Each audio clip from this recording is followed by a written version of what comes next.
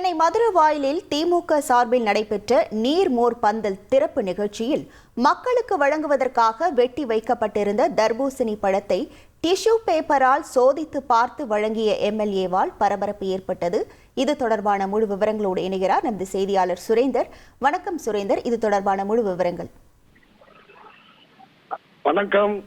கோடை வெயிலின் தாக்கம் நாளுக்கு நாள் அதிகரித்து வருவதால் அனைத்து கட்சியை சேர்ந்தவர்களும் தங்களது பகுதிகளில் ஆங்காங்கே நீர்மோர் பந்தலை திறக்கும் நிகழ்ச்சி நடைபெற்று வருகிறது. இதன் ஒரு பகுதியாக தான் தற்போது திமுக சார்பில் 147வது வட்டத்திற்கு உட்பட்ட பகுதியில நீர்மோர் பந்தல் திறக்கும் நிகழ்ச்சியானது நடைபெற்றது.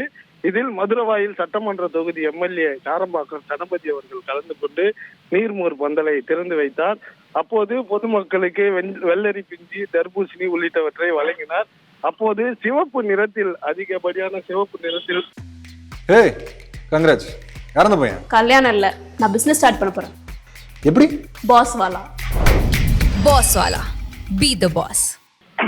தர்பூசணி பழங்கள் இருந்ததால் அதனை டிஷ்யூ பேப்பரை வைத்து துடைத்து பார்த்து பின்னர் பொதுமக்களுக்கு வழங்கியதால் அந்த பகுதியில பெரும் பரபரப்பானது ஏற்பட்டு இருக்கிறது.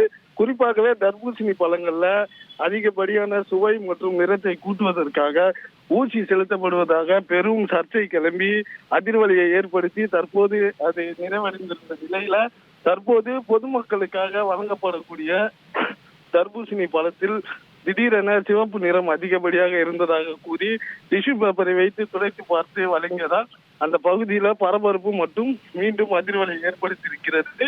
இது சம்பந்தமாக ஏதேனும் தகவல்கள் வெளியாகி உள்ளதா என்பது குறித்து தற்போது அதிகாரிகளும் அந்த பகுதியில் ஆய்வு மேற்கொள்ள உள்ளதாக தகவல்கள் வெளியாகி இருக்கிறது.